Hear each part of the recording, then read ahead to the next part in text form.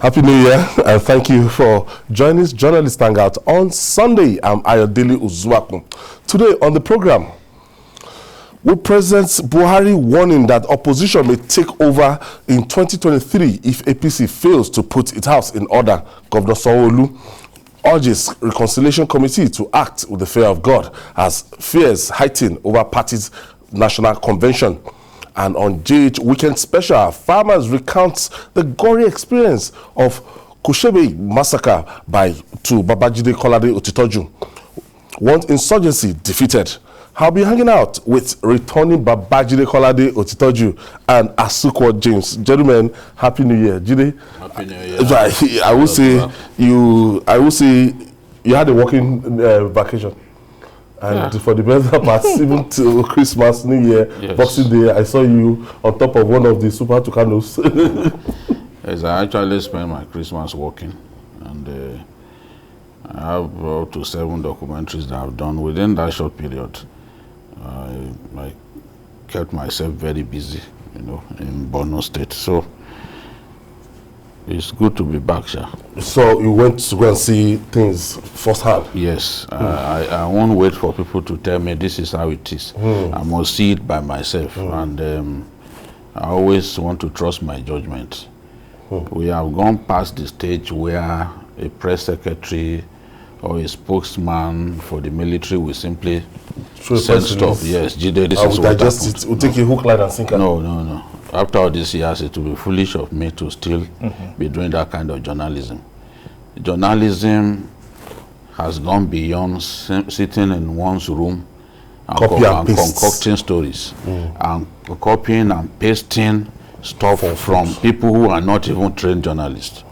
Bloggers, no element of filtration, no sign of training of any sort, and then you just run their story. No, we can't do that. And if young people are doing that, we have to show the right example, and tell them that people to look up to. This is the way journalism is practiced. People say, you are going to dangerous places, but Chris Imodibe and Awotusin went to cover the war in Liberia. And they didn't return alive. Yes, they didn't return alive. So a philosopher said, great journalists, like great soldiers, don't always die on their beds. So the day you made up your mind that you want to be a journalist, then signing out. It's not to simply sit in the newsroom and be writing stories. You have to get on the scene, see what's going on by yourself, for yourself. Asuko, it's going to be a very busy year, 2022, especially on the political desk, on the political turf, starting from the national convention of the APC, the primaries of the Ekiti primaries, starting with Ekiti. The primaries is in January, this 27, because they've just released the timetable. Yeah, busy timetable. It's going to be very, very busy. Osun election, Ekiti election, the same year. And then the national convention, So all parties will get their candidates for 2023 election, whether they like or they don't. Governorship, everybody will know how we are appointing emerge. Yes. I told somebody that the only thing we are going to do in 2023 is February 18. We file out to vote for presidential and governorship. That everything will happen in 2022. Yes. That's the way it's designed, and that's the best thing. Everything. So there's only talking about 2023 as if it's a feature thing. All right. So if you're ready, let the hangout start now.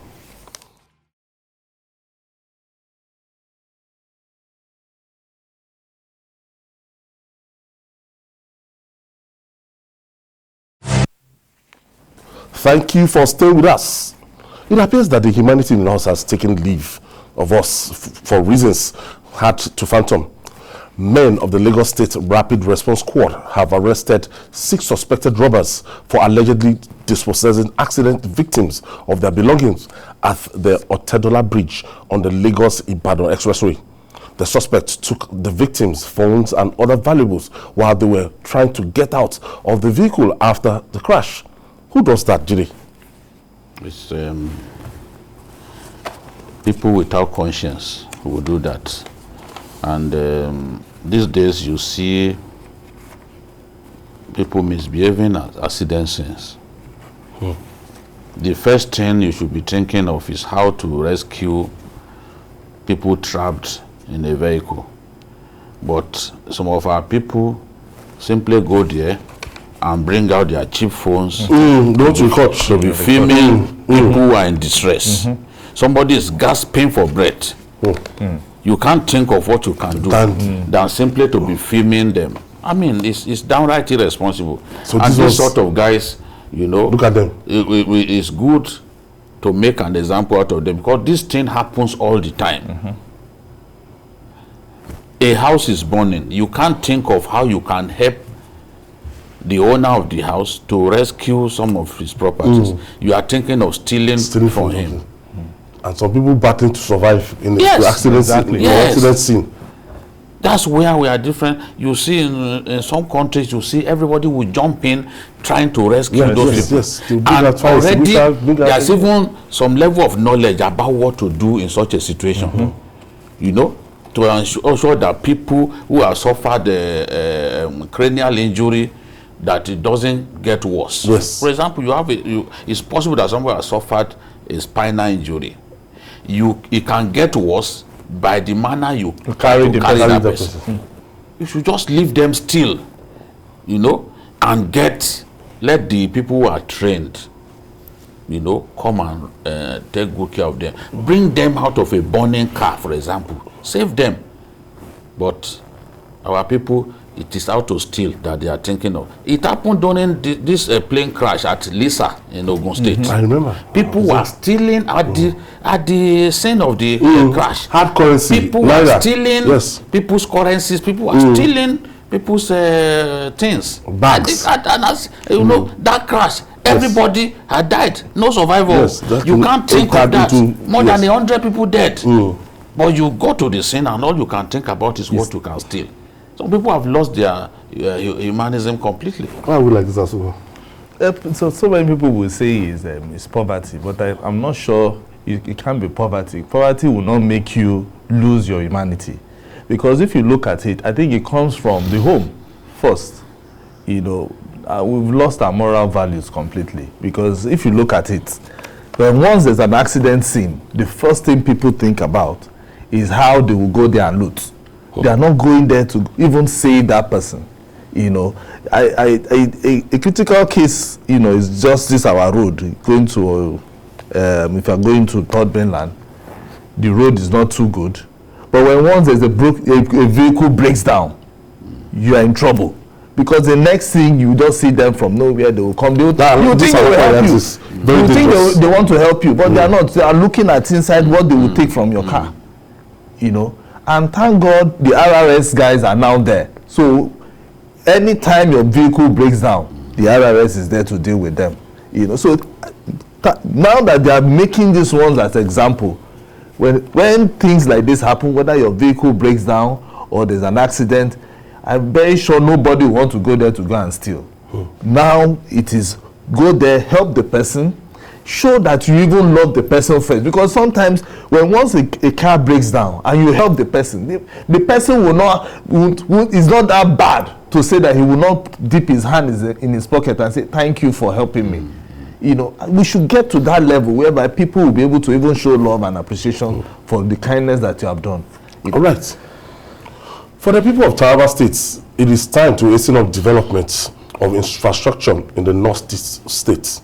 Residents who spoke with TVC News Owolabi Adenusi are appealing to Governor Darius Ishaku to complete the ongoing flyover and pedestrian bridge project in Jalingo, the state capital, before the 2022 rainy season sets in. According to them, the New Year gifts they are looking forward to is the inauguration of the flyover and dualization of the federal routes in the states before the middle of this year. Let's share the story with you.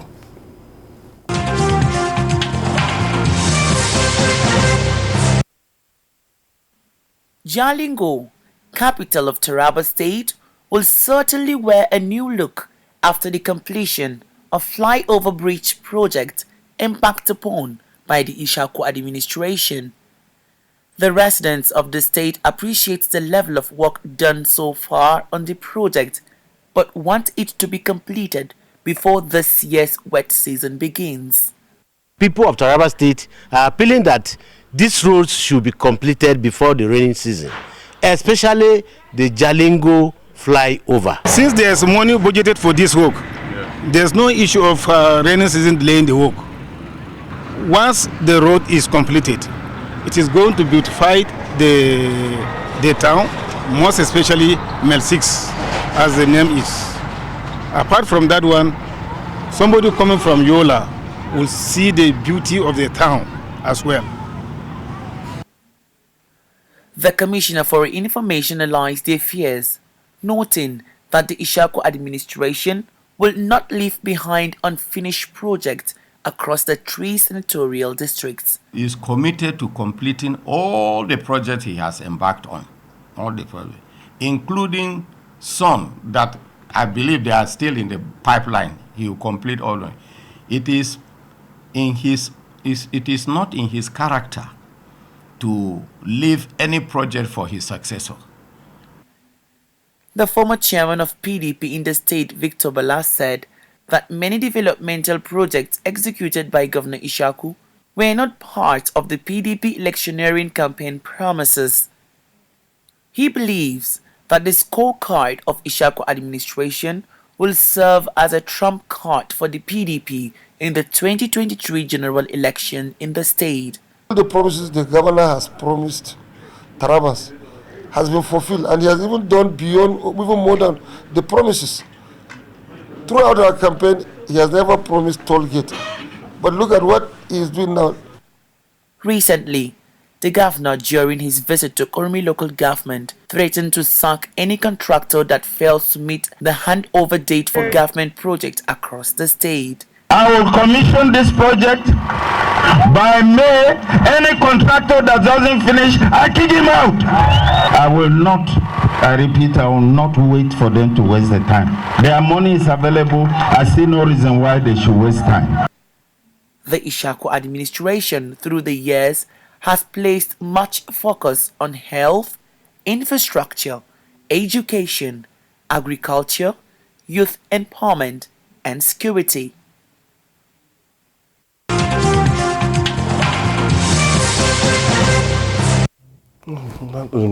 Yola, Taraba, if you go from Yola, Adamawa, then to Taraba, this will be a very short journey of 1 hour before, and because of how bad that road is now, I'm sure you will spend up to 2 hours and everything. But I think part of it, the state government will be taking responsibility. Yes, because from the toll gate, okay. I mean from the Jalingo side, the Jalingo, the gate that announces your arrival. Yes, I consider dualization of that road. Is dualizing it right up to beyond the airport. And the project is very fine. If you look at these are fresh pictures from that place. It's very good. A state capital needs to have this kind of dual carriageway to make it look beautiful. You know, like look at Ekiti State, for example. There was a time when they didn't have dual carriageway, and that was what Fayose said to himself, that look, why should my state not have dual carriageway? And he started it. He didn't complete it, but the administration that supplanted it eventually completed it. What people want to see is for the Dixit administration to complete all those projects. There's a particular road project that is particularly of interest to me. That is the Mararaba Krumi Road. That is the best bet for Nigeria to access the Mambila hydropower plant site. Because you cannot transport turbines through the treacherous and hilly road that leads to Mambila. You've got to find another route. If you try to transport turbines as heavy as they are through that single Mambila road that everybody is familiar with, you will end up in the valley, you and your turbine. You end up in the valley. So that new road, he started that new road, but the concern people have is, will he finish this? Will he finish it? Because whether governors like it or not, they're running out of time already. It's just a little over 400 days left for them and the president. So you have to hasten things up so that the project, those major projects, you can deliver them, and the people for which those projects are meant will be happy. They will live in agony if the project gets abandoned, because there is no guarantee that the incoming administration will continue. You've seen that, yes. He may not believe in it, he will just abandon it. Even the same party members. Yes, it doesn't matter. They may come from the same party, but they may just choose to abandon it. So that's the fear of the people that, okay, look, this is that road leading right to the airport. Now the question is, will he complete it? That is the appeal. When people see you going around, you are journalists, you are doing your work, people will be begging you, please help us convince the governor to finish this thing, you know. And I think there's a bit of competition even between Northeast governors. Because even the governor in Adamawa State, people are telling me about overhead bridges and all that he has done. Yes. You know. So it's a good thing. At least with the limited resources and everything, we can see development. If you go to this Jalingo, some years back, and compared to Jalingo we have now, you know that, look. Yeah, I've not been to Jalingo, but I've heard a couple of things. I know of somebody who even relocated from Lagos to Jalingo. He's farming in Jalingo, and the kinds of praises, you know, that he heaps on the Governor Darius is. I sometimes wonder if we have other governors, particularly this is a state that is in the northeast, you know, the northeastern state. Most of those state governors in the northeast, they are really doing well. If you look at what they are doing, you know, talking about even the one in Borno, now Darius, you can see what he's doing. This is a massive project. I remember the last time the people, I remember one of the reports that Olabi sent in about people. He came back, I think he was coming from either Europe or where, people started carrying jerry cans. And he was shocked that he saw people carrying jerry cans, so he was wondering what happened. Only for people to call him Waterman of the Year, because he provided water for his people. He's done well. You know, he has done really well. So if you go to Jalingo, they are drinking government water, not them digging borehole for themselves. This is what we are talking about. Government doing things that people want. If they want road, he has given them road. The flyover bridge that we are talking about, that road used to be very narrow. Yes. You know, and he now dualized it, make it bigger, and now he's doing another bridge for them. 6 pedestrian bridges. That is what he has also built for them. So you can see that this is what people want. When people say that this is what they want, or you are feeling what people are feeling as a governor, and you are providing projects. Yes, and you are providing for them. That is what they want. You know, that is what people want to hear. And just like this one is a water project. This is the second one. He's trying to create something like a tourist center out of that. Because it's located on the hilltop.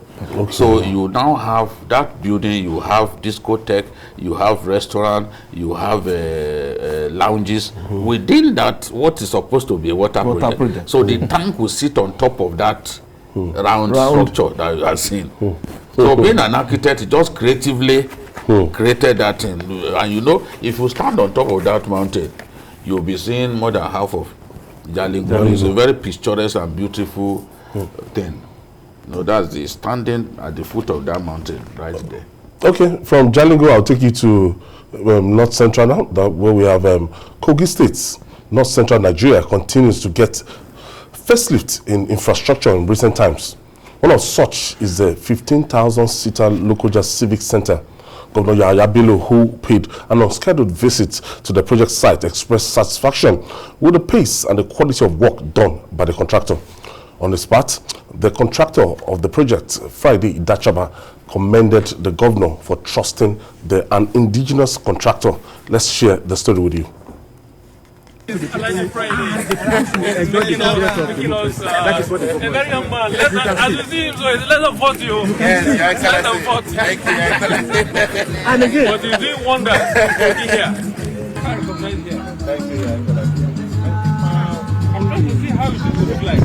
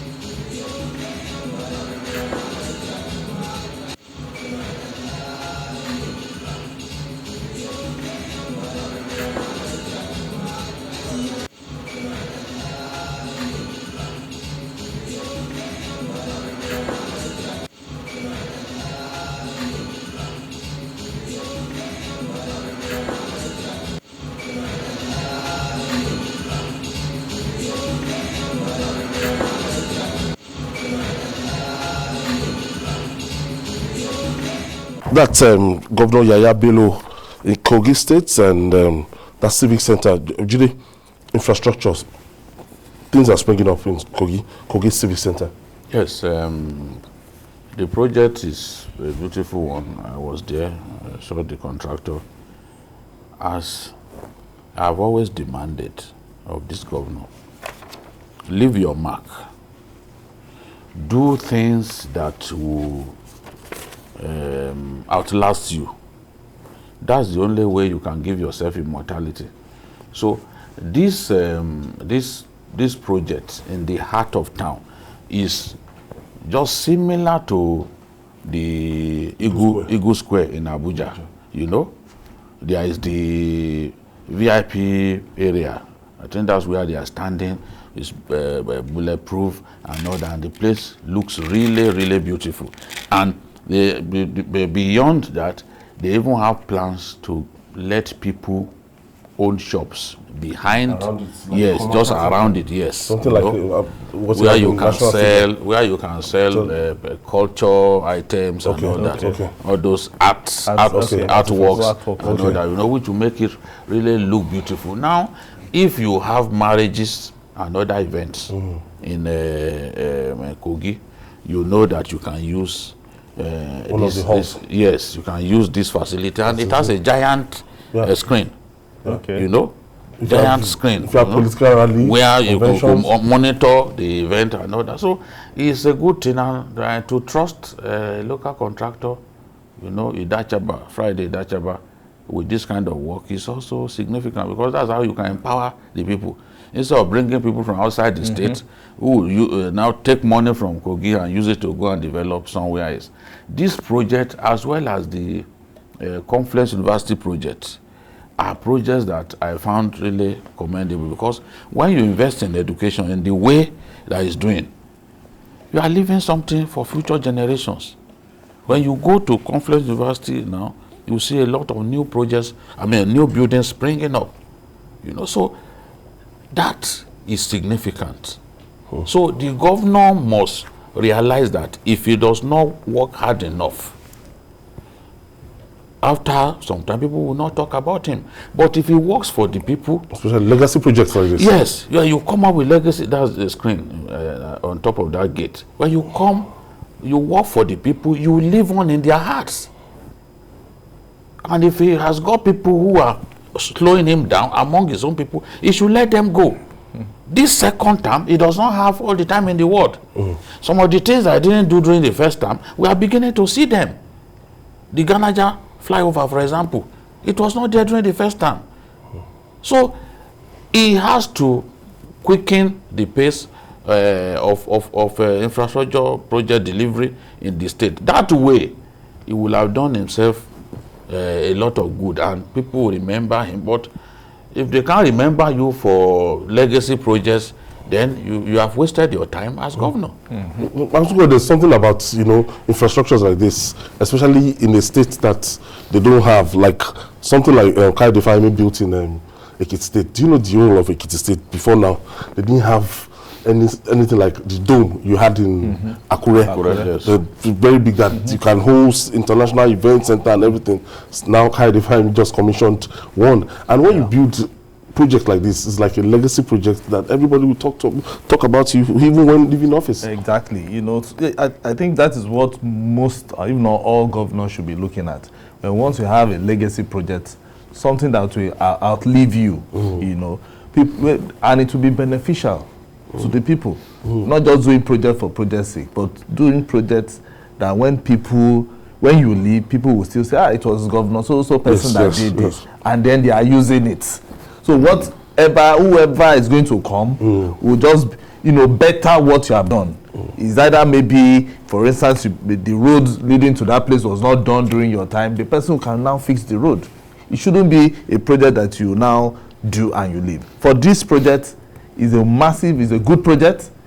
Local contractor doing this is even commendable. You see all the liberals, yes, everybody there. You didn't see any white man. They are nice. No white man is there. It's people in Kogi, you know, doing the job there. You know, and it's a 15,000 seater.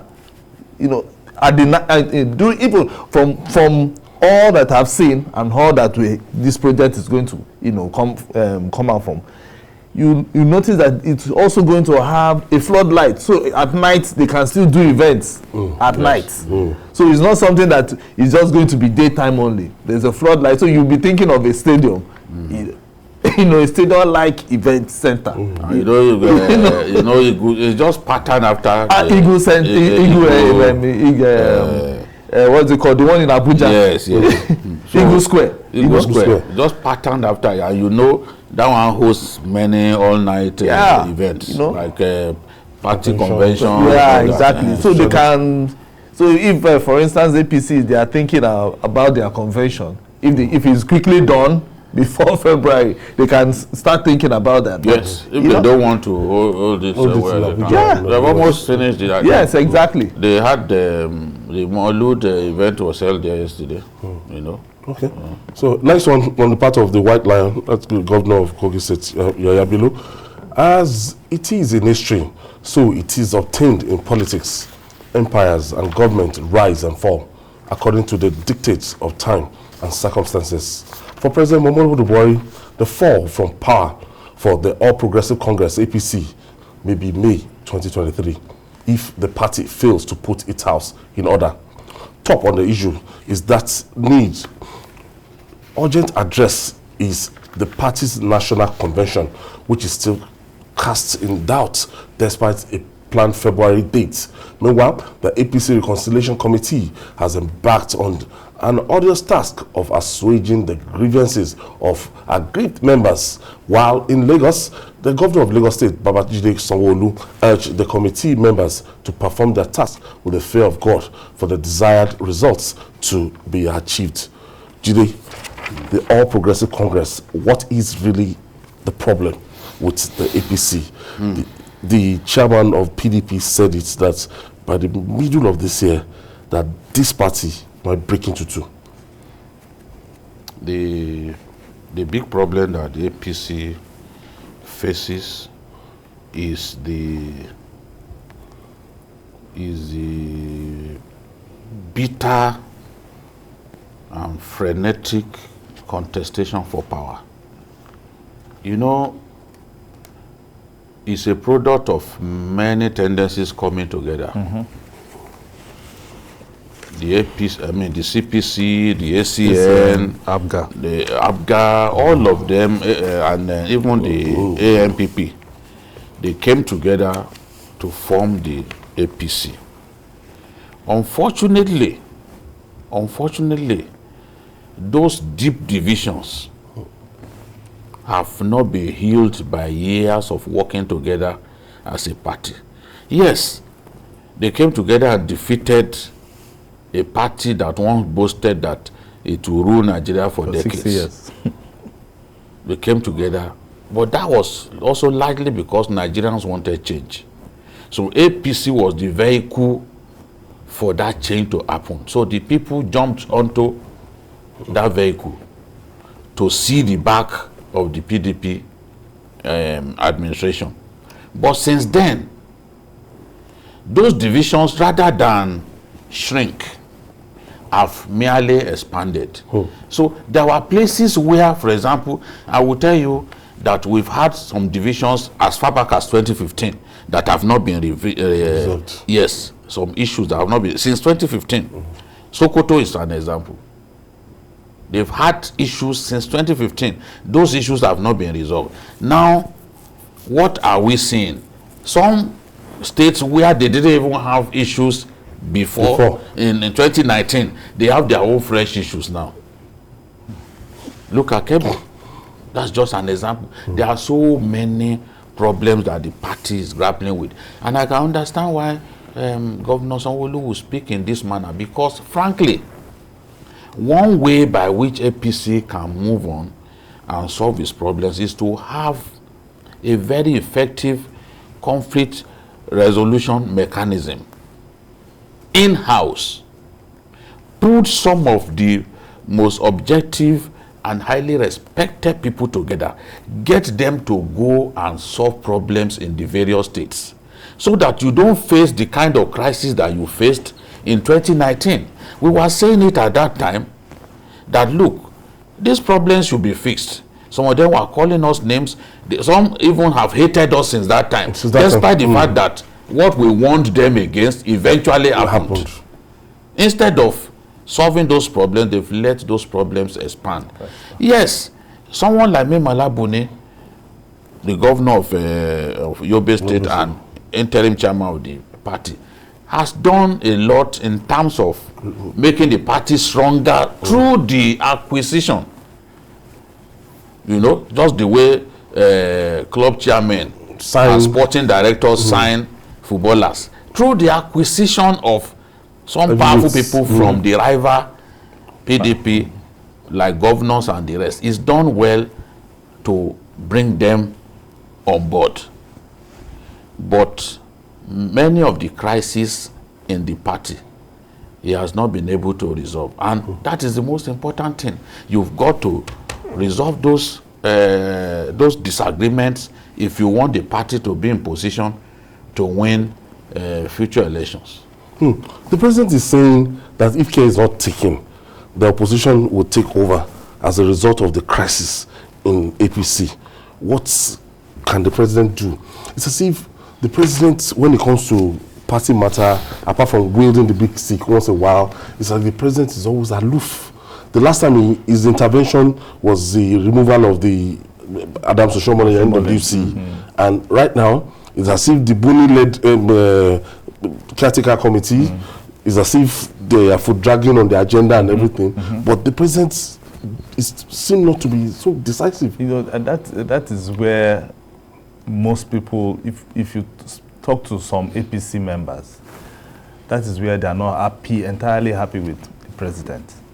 The president is seen as the father of the leader of that party.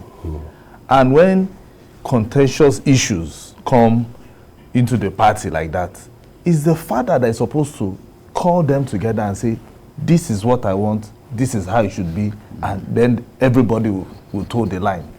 But the president's statement most time doesn't even give them hope, because sometimes it's just quiet.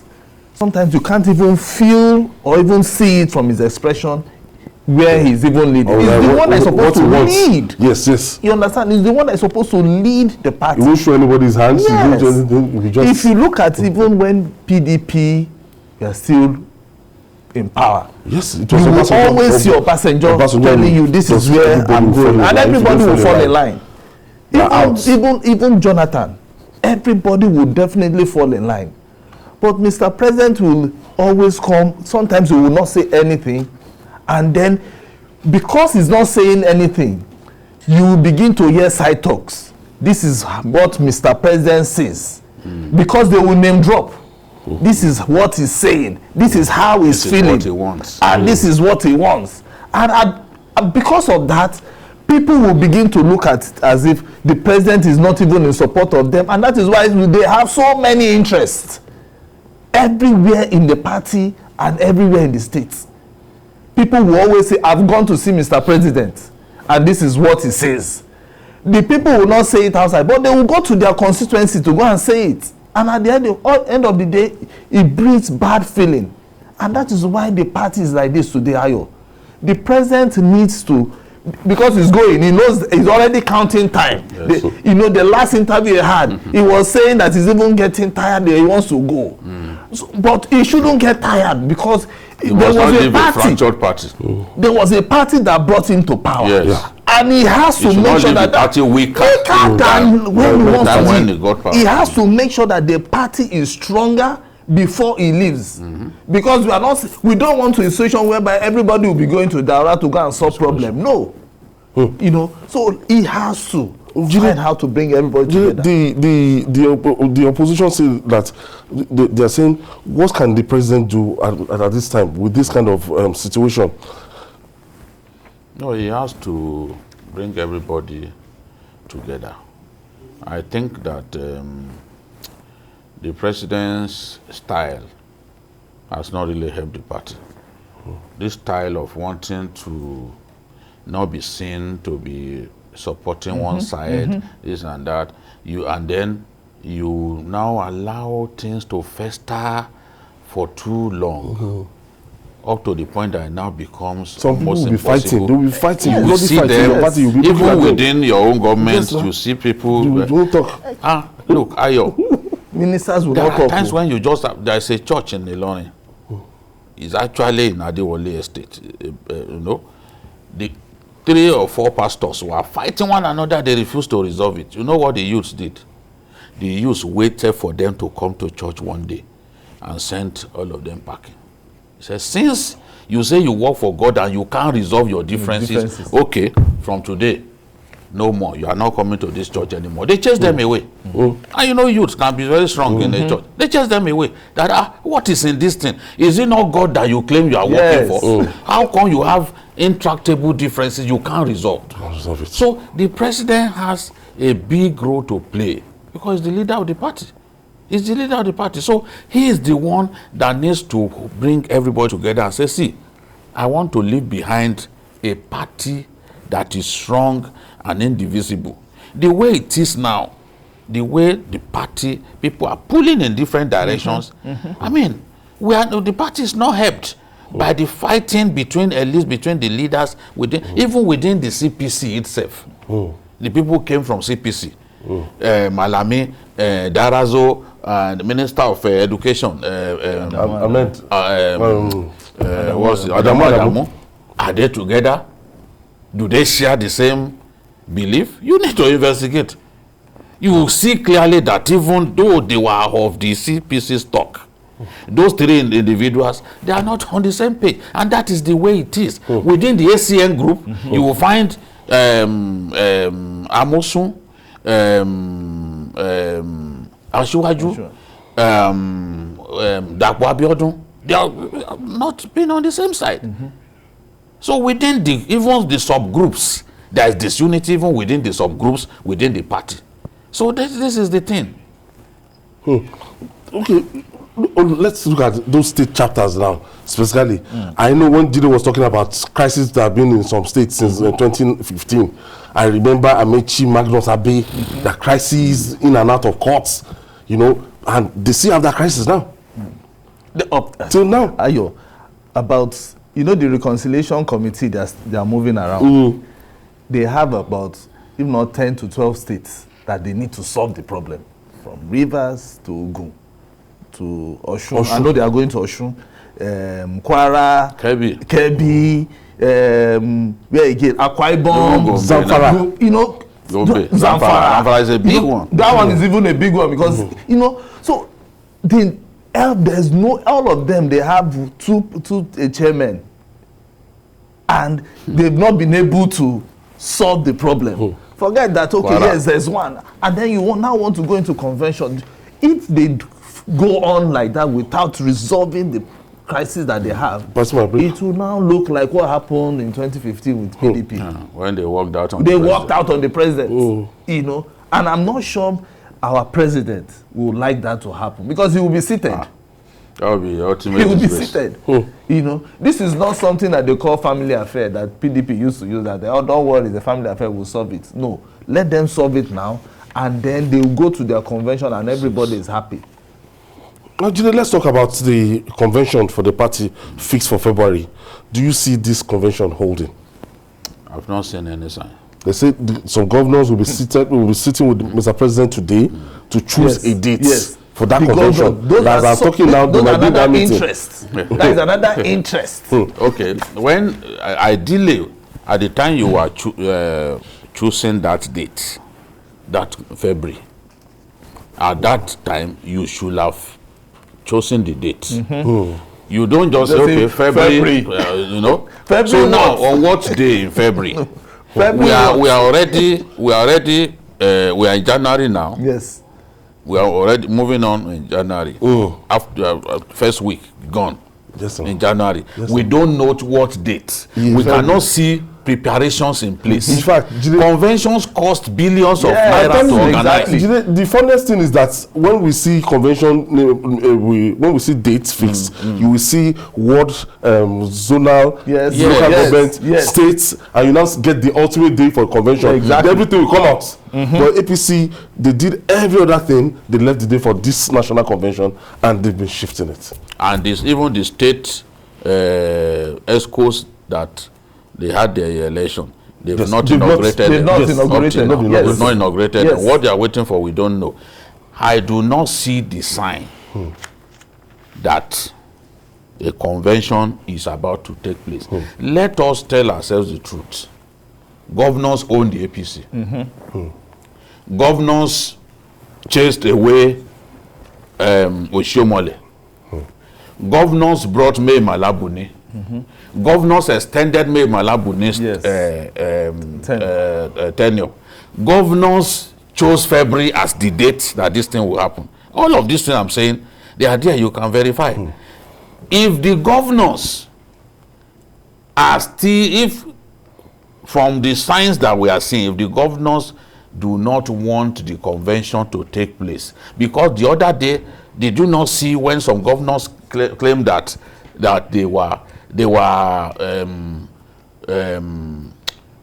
endorsing May Malabuni, that they wanted to continue. 10 governors. 10 governors. Yes. They have 21 governors. Yes. So if 10 governors have come out to say they want May Malabuni to continue, that is a sign that within the governors, they do not even want convention to take place. Now the question is, because this matter of the convention is important. It can make or mar the party. The question is, are these governors willing to let convention take place? Are they? If they do not want it at this time, who will fund it?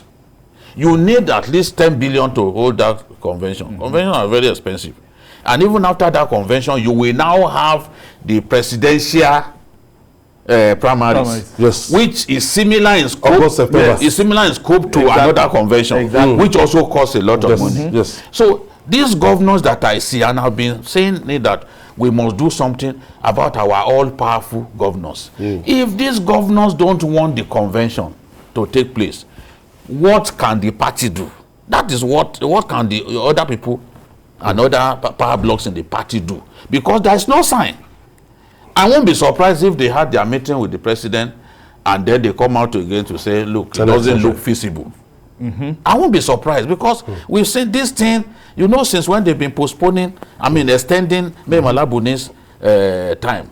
This whole thing was meant to be just 6 months. Just 6 months. It's turning to years. Yes, it's years. We're talking about years now. Yes. So, for me, to answer your question, I do not see any sign that a convention would take place. They have also been arguing that, remember what this man said, the former governor of Abia State, Oji Uzor was the first to fly that kite, that APC can't do convention now, that if they do convention now, the party will implode, the party will split into pieces. So, is he the one that the governors are listening to?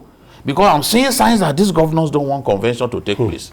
Okay, joining us via Zoom for more discussion on this is ex-journalist Deji Badebosi. Thank you for joining us, Deji. Thank you, Ayo. Deji, what is the bone of contention? Why is it seemingly difficult for the All Progressive Congress to have its national convention? Well, I think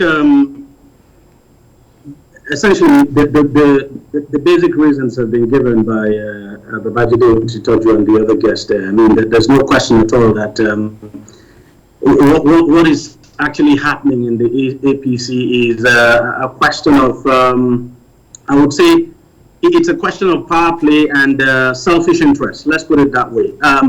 You're seeing a party where the members, it would appear, in their conduct do not seem to believe in the overall interest of the party. They are actually not working for the overall interest of the party.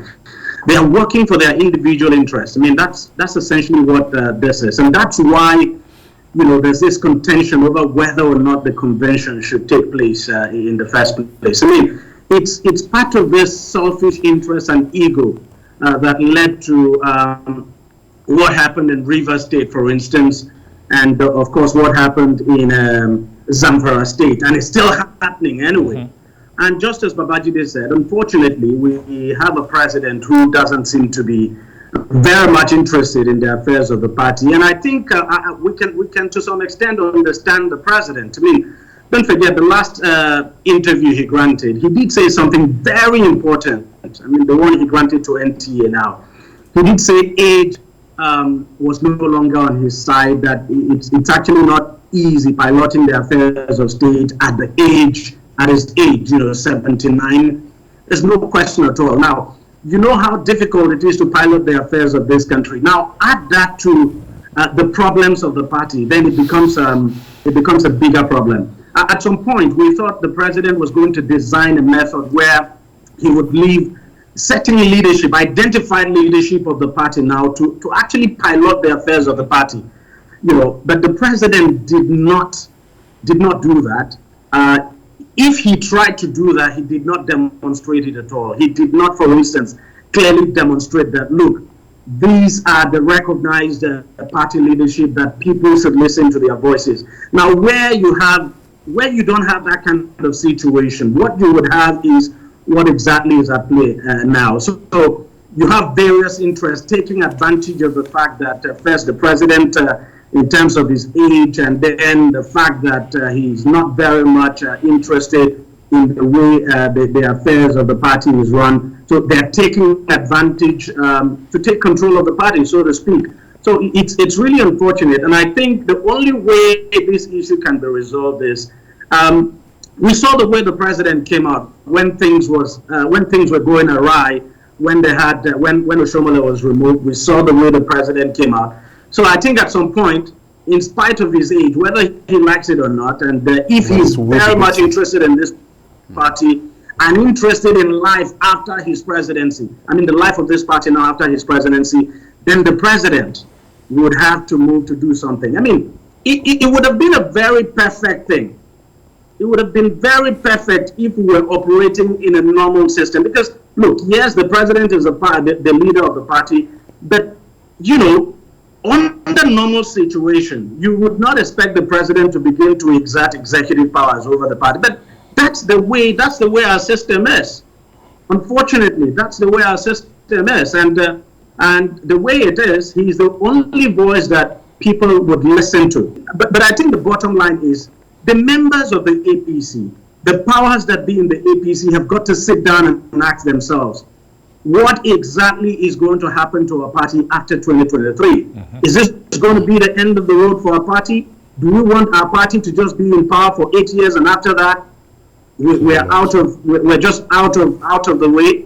They have to ask themselves those questions, and if they're able to answer those questions, then they'll be able to rise above their personal and selfish interests.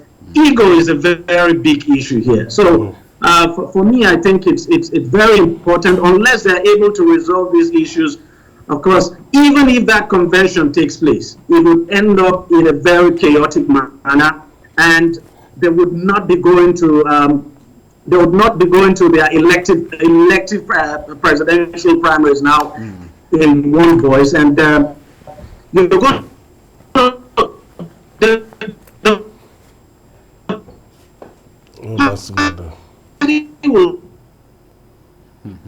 implode, and then the opposition will take advantage of that. At the end of the day, will just be. There is something I want to ask you, Deji. Can you hear me? Are you still there? Deji, you can hear me, right? Yes.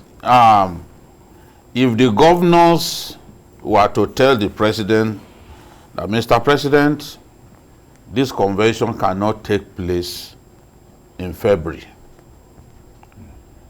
what do you think the president would do? Do you think the president can stop them, given the fact that a lot of the big decisions that have been taken in this party in the last 2 years have been largely muted by these governors? Do you think they can get the president to, do you think the president can do anything about it if they say, no, this election, we don't want this convention in February?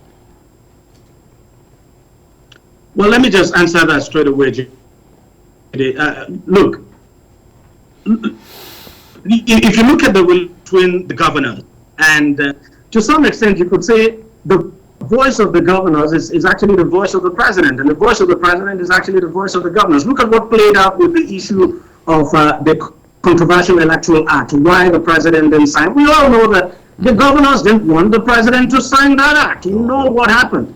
So if the governors, honestly, I think if the governors were to go up to the president and say, look, we do not want the primaries to hold, they have a way, they have their own way of having their way now with the president. And I think to some extent, the president will side with them, because let's tell ourselves the truth.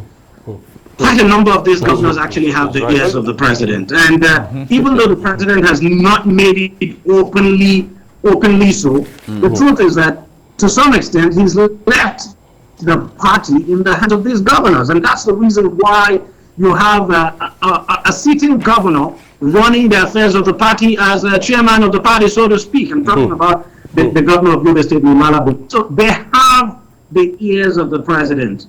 And I do not think the president would go against them. Finally, from me, there are governors who are saying, look, we can't go into a convention at this time. The party is fractured. If we try it, we will end up, the blowback will be very bad for the party and for everyone.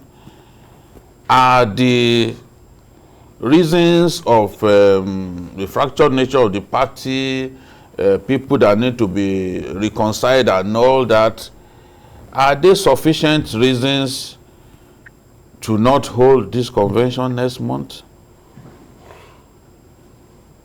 No. Now, this is the point. The question we should ask is, as we speak today, even before now, what efforts have these governors made to reconcile the fractured interest in the party? Yeah. So we can't even see any effort being made as we speak to reconcile the fractured interest in the party.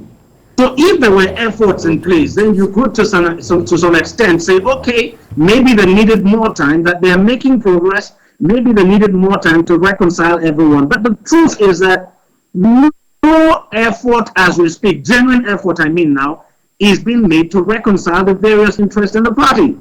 Whether you're talking about Lagos State, whether you're talking about Rivers State, whether you're talking about Zamfara State. Take Zamfara, for instance. Tell me in truth, Jide, what genuine effort has been made to reconcile the various interests in that state? It's getting worse. None. As far as I'm concerned, none. None. It's even getting worse. So if the governors are hinging their reasoning on the differences in the party, the question you want to ask is, what exactly are they doing to reconcile these various interests? They're not doing anything. And I think if they fail to hold that convention, they'll be asking for more trouble, because things are going to get worse than they are now. Things are going to get worse than they are now. Unfortunately, the way things are now, because they did not make this genuine effort and move early enough to reconcile the various interests of the party, things would appear to be going awry. But then it's still not too late. It's still not too late, because we know that part of the fundamental problem of the party is the governors. Yes. And if these governors choose to bury their self-interest, then half of the problem of the party will be resolved. That's the way I see it. I want to thank you, multi-award winning Deji Bademosi. Thank you, of TV360. Thank you for joining us, Deji. So, as what we have on ground here now is that from what I have gotten in the last 48 hours, I'm sure Deji is also close to these people. There's a move to push the convention. I'm telling you, within the governors and some people, they started. Yes, they've started the campaign to move the convention from February. Well, if they may succeed. If that is their plan, we know, just like DJ said, the president has more or less given the party to the governors. Autopilot. So whatever the governors will tell him, I'm not sure, because they are having a meeting with the president today. So I'm not sure there will be anything different. So the only thing they will come and say, okay, they've always had their way. Yes, we have spoken with Mr. President, and we will get back to you on the new date for the convention. You know, so we won't be surprised if they come with that particular phrase. You know, but I'm just worried about those who are genuine members of the party, because a political party is supposed to be comprised of people who pay dues and they make sure that, okay, we are members of this party.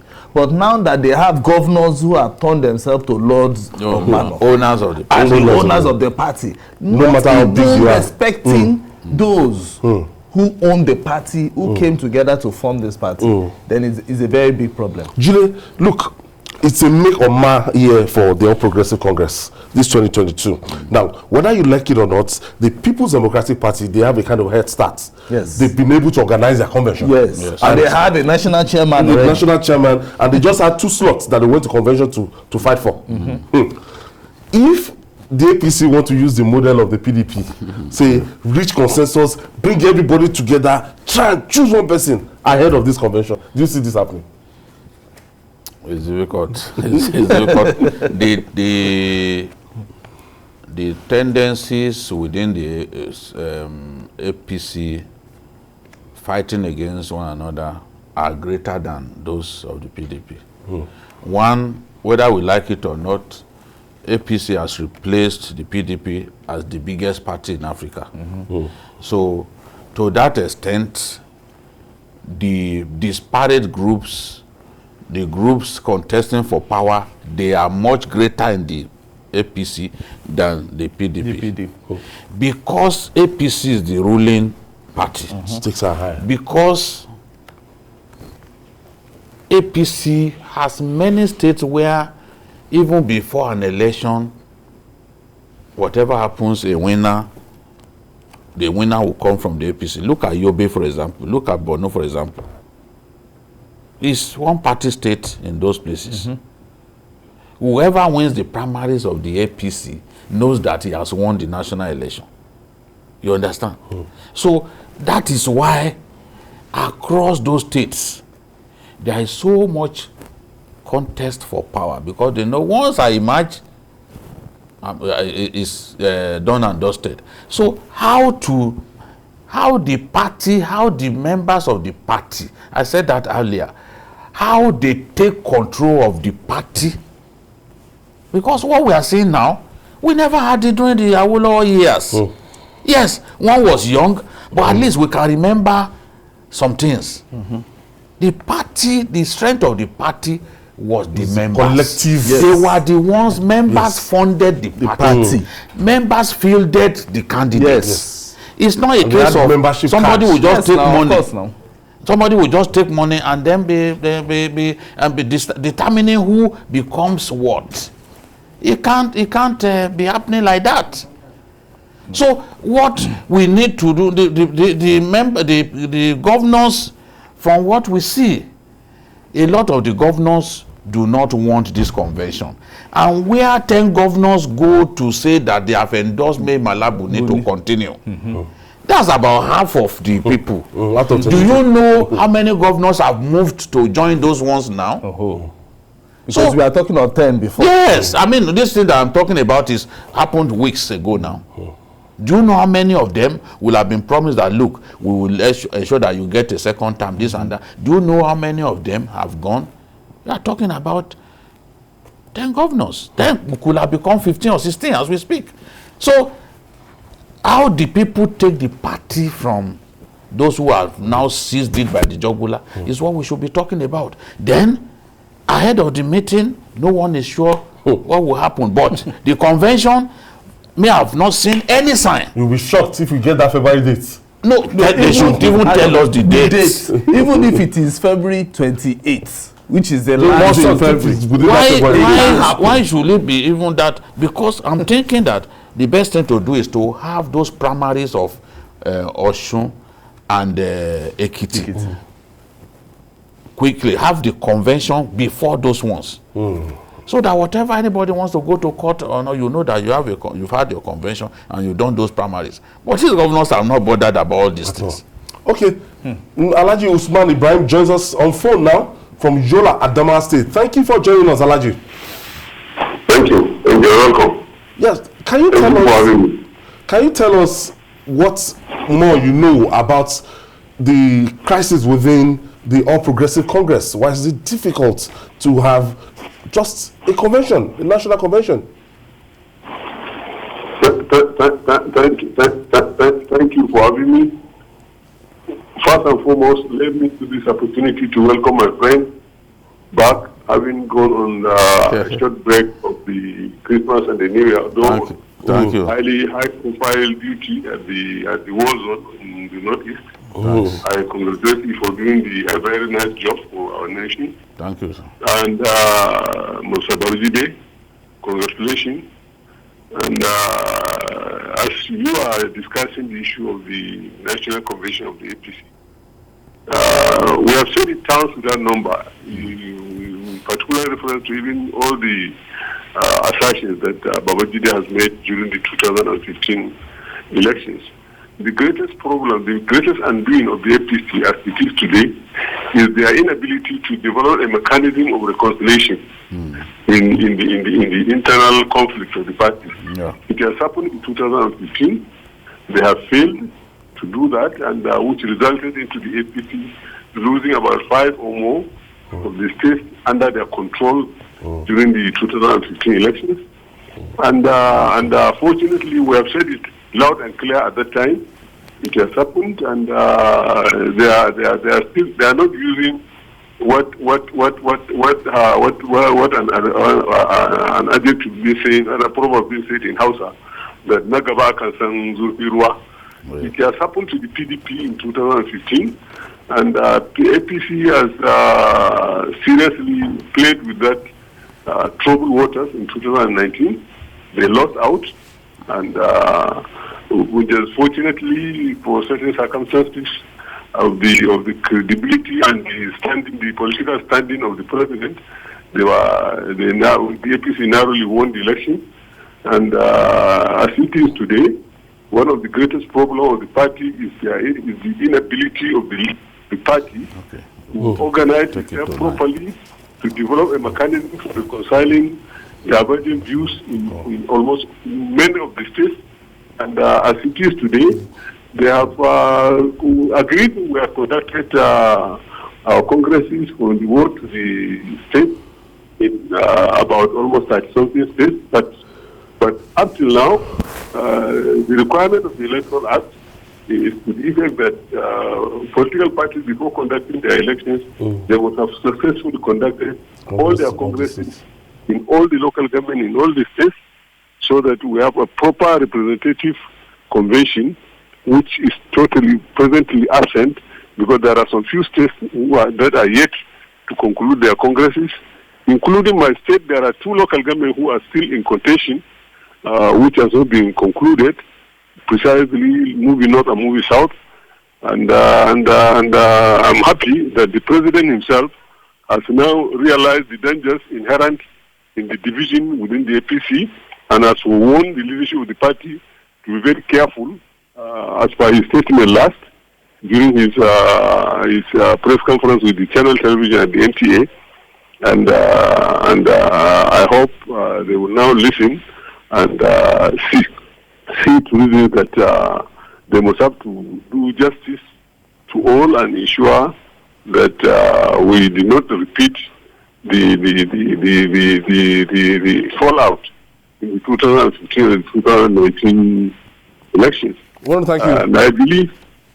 Thank you, Alhaji Usman Ibrahim. Thank you for your intervention. And you want to add something? Okay. You want to say something? Maybe they've got it. Lefty. So, some people are saying that it's these governors that are the ones that are killing, they want to kill this party.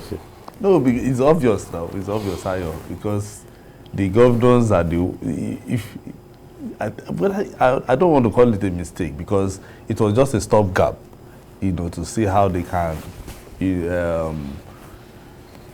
find their footing before they start. But looking at because that 6 months, after that 6 months, everybody had expected that they would have done away with the money-led caretaker committee and then have executive members. But the governors did not allow that because they had ulterior motive. I think they are and the ulterior motive was 2023. I think they are more comfortable with one of their own. Yes, that is what they want to do. The other people, than even the people who are contesting now. When you look at the people who want to be chairman now, there is nobody that they trust. So they are now imagining that, okay, we are comfortable with Mai Mala Buni. He's one of us. So is it not better for one of us to continue? To stay even till the elective? Because you know that now there is a contest now between governors and the National Assembly, for which governors are baying for blood.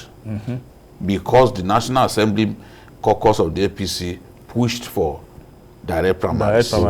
So now amongst those contesting for the chairmanship, national chairmanship, are National Assembly members.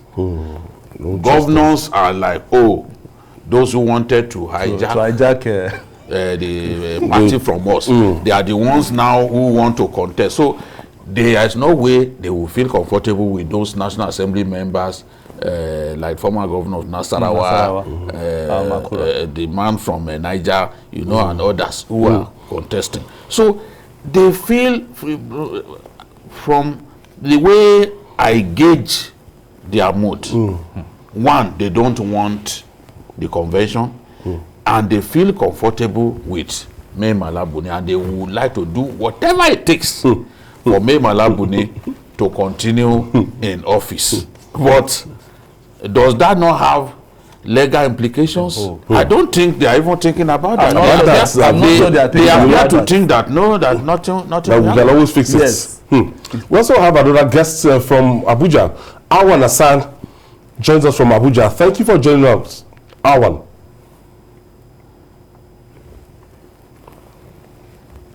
Oh, it's as if Awan is not ready. So, when you want to look at this, majority of this interest you're talking about is tied to the 2023 elections.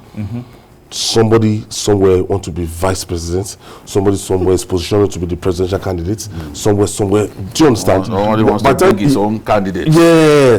By the time you're looking at the permutation, you will know that it's all. Yeah, you see, even when some Nigerians or all Nigerians are sleeping, these guys are all awake. They are doing plotting graph. Plotting graph for us. You understand? We might be sitting and saying that, okay, fine, so person might be the next president. But I tell you, some people somewhere they already know who the president will be. Forget about whatever we are going to, the votes we will cast. In their minds, they already know who, this is it. And that is where the problem lies now, Ayo. The governors are sitting down, they are plotting their graphs. They know if they enter this place, this is where they want to go. If you move to this, okay, this is what they want to do. And then they already know, just like we are saying, BKO just said, they are not even thinking about the judiciary. No. They are not. They are after, okay, this is what they want. When they get to that judiciary part, I think they think that they will cross it. Nothing will happen. They just believe that nothing will happen. Because if they move this convention, if they move it, they are not even thinking about the implication. They are not. And there's guidelines, serious, of course. And that is what the president was even saying. Yes. If the president was looking at the guidelines and saying that if we do not do because by July, August, they must come back. Come back for the elective convention to choose the presidential candidate. The presidential candidate. So that is the problem. I'm very sure they are not even, the APC governors are not looking at that. They are. Funness. Okay, let's just say Ayo. I'm not sure they are looking at that. Yeah, I don't think they are worried about that. If they are worried about that, 10 of them won't be saying that they have endorsed Mai Mala Buni. That's a vote of confidence by almost half of the members. And as I'm saying, we don't know those who have crossed to that side. Because governors are divided into two. The first-term governors, and the ones that are second-term governors and first-term governors. So, but when it comes to deciding, and the issue of ticket is at play, a governor who wants to bring his own people for National Assembly, for even the governorship in the state, he does not want anything to get involved, anything that will stop him from realizing that dream. He sees Mai Mala Buni as one of them who is likely to allow his own candidates to sail through. So this is the way they are thinking. And they think that even some of these guys who want to contest, they are going to revenge against governors.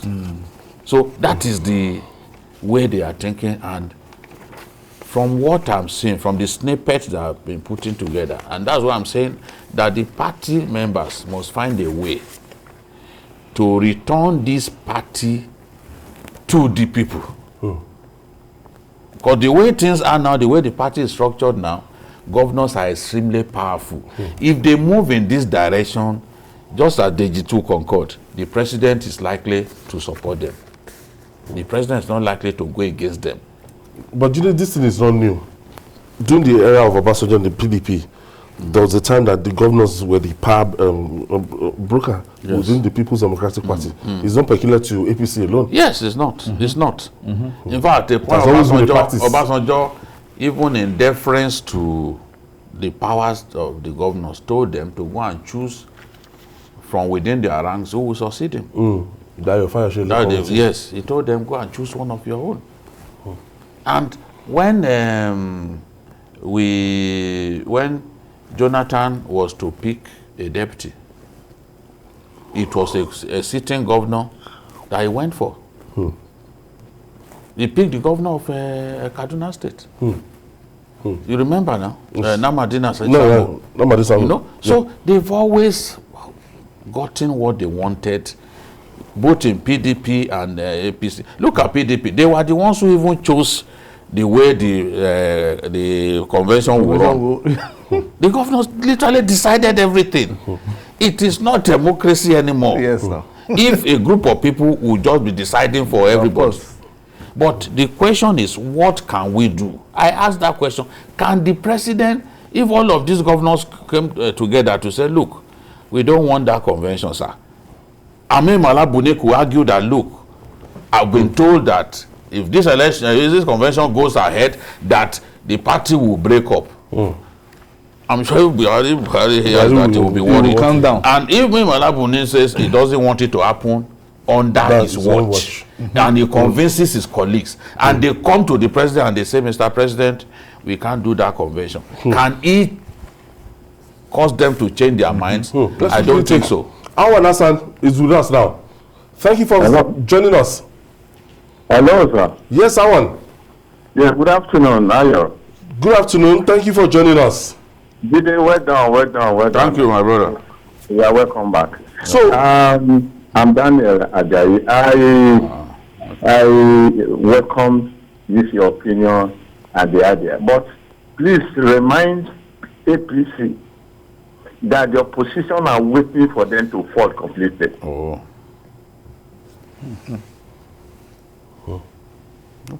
Okay. Now that is a one-liner. Yes, it's a very valid point. Yes. So it's very unpredictable to say what will happen in next election now. Yes. But it's too early. It's too early. But it's not as if PDP they have their crisis too. Yes, they are following bumper to bumper to dislodge APC, to capitalize on the mistakes of APC. Though they also have their own crisis, so they are not immune to this same problem that APC. So they may not be able to reap from. No, but for APC them to crisis. reap from it, that is another story for another day. Because even with the way it's going, it doesn't look like. Because they also have their own problems. Because at the end of the day, you will find out that people are talking about having a third party, but I'm not sure Nigerians will want to fall into that. They would prefer. Is it not too late for a third? No. It's less than 1.5 years. 1.5. You know, so it will be too. It will be even be risky. It will be risky. So Nigerians would rather want to say, okay, fine, let's just take anyone, and that is very bad for democracy for us. You know, just trying to say, okay, let's just. It's like gambling, and which is not good. We are supposed, by now, Nigerians are supposed to know that, okay, this is the person that they want to vote for. He has the credential. Then from there, we begin to look at the economy, and then this is person who is going to better my life. But as it stands today, Ayo, with what is happening in APC and what is happening in PDP, is even making Nigerians more confused. Wow, we have to leave it there. May it never happen again. This is the wish of the people of Koshebe in Mafa local government area of Borno State after witnessing horrific massacre of 44 farmers by Boko Haram in November 2020. In this weekend special, Babajide Kolade Otitoju embarked on a tortuous journey to Koshebe on Boxing Day, where he met with farmers who recounted the gory experience of what never to be forgotten day. What they went is simple, an end of insurgency. Let's share the story with you. On Friday, the 27th of November 2020, Boko Haram terrorists carried out one of their most terrifying and unthinkable attacks on civilians in the village of Koshebe, Mafa local government area of Borno State. The devastating attacks earned condemnation for the terrorist group both at home and abroad, reinforcing the need for the Boko Haram insurgency to be defeated quickly to bring the pains it inflicts on the people to an end. On Boxing Day 2021, I set out on a walking visit to Koshebe to see what the village looks like 13 months after the brutal beheading of 44 rice farmers. Ibrahim, are you ready? Not willing to take chances, the theater commander, Operation Hardin K, Major General Christopher Musa, and the commander, 7th Division Garrison, Brigadier General AGL Aruna, provided 8 gun trucks and dozens of soldiers, some of them armed with rocket-propelled grenades, to enable me embark on the journey. They picked me up from my hotel and we set out for the dusty trip to Koshebe. General Aruna, who graciously allowed me to ride in his gun truck, ordered the traveling party to stop at a nearby military base so he could pick more soldiers and gun trucks. He has already sent advance party to go and marry off. Koshebe, which is closer to Jere local government than Mafa local government, where it is located, is under the protection of the battle-tested 195 Battalion of the Nigerian Army. We picked up the acting commander of the battalion, Major A. Ibrahim. After a little over an hour, we arrived in Koshebe, where we met Captain Aloysius.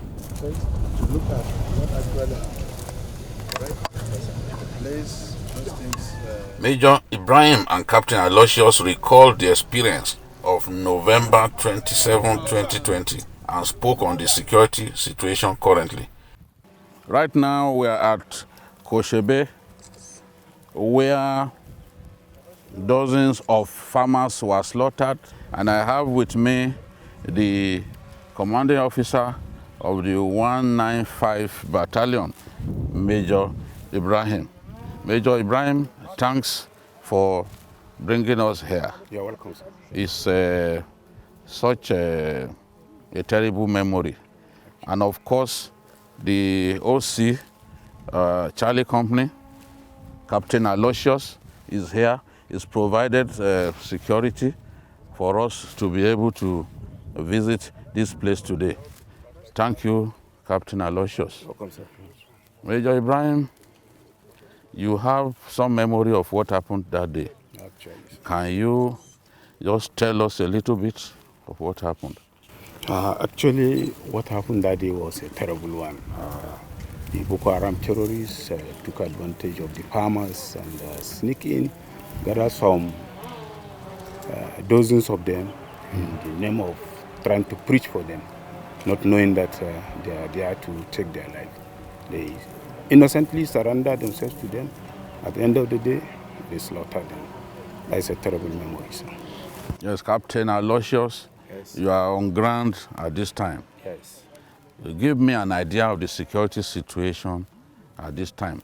Are the farmers able to plant their crops at this time?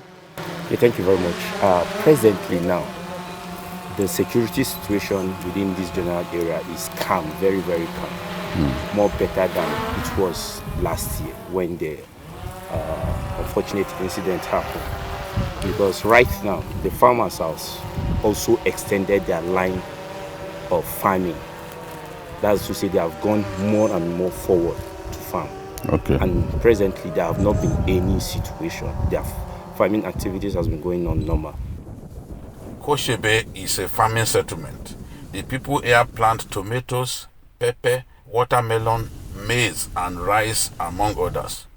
But there is also a big plantation here, which, according to those I spoke to, offered cover to the terrorists. Once we got to the rice fields, I engaged some of the farmers on ground on what transpired on the day their colleagues were massacred. Akwai yayan babana, shi ma a lokacin ne an kashe shi. Kuma na biyu ma akwai yayan babana, shi ma a rana ne aka kashe shi. Kuma akwai na uku, shi ma aka kashe. A family namu ya kai mutum 7 abin da aka kashe. Haba. Ranar da sun da wannan a family namu ba ya kai mutum 7 abin da aka kashe. Yanzu mun samu sauki. Yanzu da wannan ba mu samu zo mu yi aiki a nan ba. Yanzu gashi idan mun dawo in mutum bai ji tsoro ba ma har kwana zai yi. Amma da wannan ba kai sa ka zo ka wuce wannan wajen ba. Da wannan cikin mangulo wannan ba ba kai sa ka zo ka wuce ba wannan mangulon nan. Suna boye kansu a cikin mangulo wannan ba. Da wannan ba kai sa ka zo iya makafartan gudawa nan. In mutum ya tsallake in ba kwanan shi ya yi abun nan ba kam. Amma yanzu mun samu sauki gashi ana mu aikin tariku muna yi. Dashen gashi a yanzu haka albasa muna dashiya kuma akwai tarikun da mun dasa. Mun gode mu a gwamna, mun gode mu a jami'an tsaro, mun gode musu kokarin da suka yi muna mun samu sauki. Bara wancan da ya wuce wannan mun zo mun yi noman shinkafa. Amma sun zo ba mu da hali mu zo mu zauna mu yi koren sunsu. Shinkafa mu gaba daya sunsu ya bata shi. Amma bana wannan mun zo mun nome alhamdulillah mun samu abinci. Fiye da yanki ake zoto mun samu abinci. Ranar da aka kashe mutane a lokacin mu ba mu zo gona ba. Amma da muka ji wannan labarin ba mu shigo nan ba. Amma akwai wanda suka shigo kuma sun ji labarin aka kashe mutane kuma sun gudu sun koma. Akwai yayana ma wanda suka kashe a wajen. Tun da aka kashe mutane nan after now yanzu mu sake samun matsala ba. Sojoji suna zuwa suna operation namu suna komawa. Suna zuwa kullum idan muka zo gona su ma suna bin mu a baya suna patrol suna patrol. Suna zuwa suna patrol kuma suna komawa da civilian GTF suna zuwa suna komawa suna tan zagaya mu kwana 1-2 yayi suna zuwa suna patrol suna komawa suna duba kanmu. Gaskiya da yake muna cikin matsala amma yanzu gaskiya hankalin mu a kwance muna zuwa yanzu idan mutum bai ji tsoro ba zai iya kwana a nan zai iya yini a nan. Sun zo ranar juma'a da daddare washe garin asabar sun zo sun tattara masu yankan shinkafa gefe-gefen nan gaba daya sun tura su cikin gari sun je sun dinga kama su suna yankawa. In sun zo a cikin gidan da sun rufe za su cire mutum daya za a tafi da shi. Idan an cire mutum din za a ce za a yi maka tambaya, arama zai tambayan ka. In sun tafi za su yanka za su dawo, suna zuwa suna dawo har ya zan sun zo da yuka a cikin gida suna ganin jini a hannunsu. Mutanen sun firgita, sauran suka ce an ba mu sa ana yanka mutane ba, ku gudu ku gudu. Sun gudu, haka muka ji sun gaya mana. Cikin daga baya sojojin zamamari sun zo an kawo doki, an zo da wuri-wuri da turafta, an zo an doki gawakin wanda an yanki an tafi da su. Wasu kuma ba a magan gawansu ba sai daga baya. Kana nan gari ranar da wani mutane sun zo suka kashe mutane? Na gari tabbas. Ka gudu ne ko? Na gudu mana, ya za in tsaya wani labai. Nan kwa gansu ai ba zai iya tsaya musu ba. Ka gansu? Ban gansu ba ido da ido gaskiya. Ka ji labari? Na ji labari. Kawai sai ka gudu? Na gudu. Wani mutane sun dawo kuwa? Gaskiya ba su dawo ba, kuma gaskiya mun samu ci gaba sosai bisa ga yadda ke tafiya. Sana can baya mun wahala, amma yanzu gaskiya daɗi muke ci gaskiya. Mutane mafiya masu yankan shinkafa shine wasu 'yan boko haram suka zo suka kama su suka yanka su. Bayan wannan abun da aka yi har zuwa yau alhamdulillah wannan abun yana baya yanzu mun samu sauki sosai. Tun da muka fito wata 7 na turawa julai ko noma to har zuwa yanzu ba mu ga wani abun da zai tarmar hankali. Har zuwa yanzu ba abun da mun gani wanda rai mu baya so, ba mu gani ba. Amma wancan lasiya abun da ya faru kowa ya gani. Daga baya Allah ya kawo mana sauki, yanzu mun yi aikin mu alhamdulillah, mun kawo amfanin gona mun kai gida alhamdulillah. Mun gode wa Allah, mun gode wa gwamna mu na Borno, mun gode wa babban soja namu na Borno, har oga hakar kai mun gode.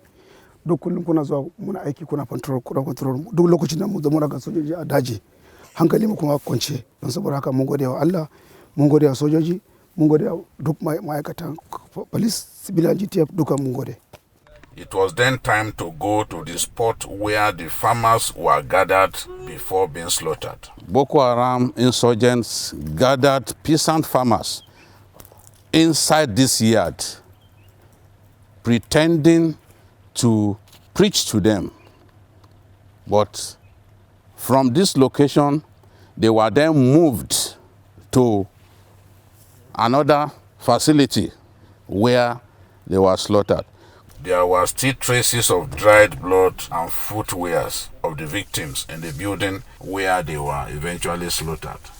Thanks to improvement in security, the farmers have even extended their rice fields, something they couldn't have contemplated a year ago.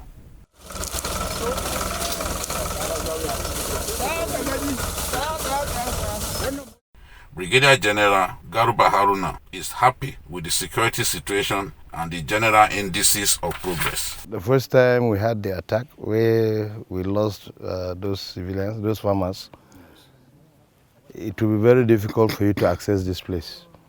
But look at it now, they have expanded even beyond where the incident occurred.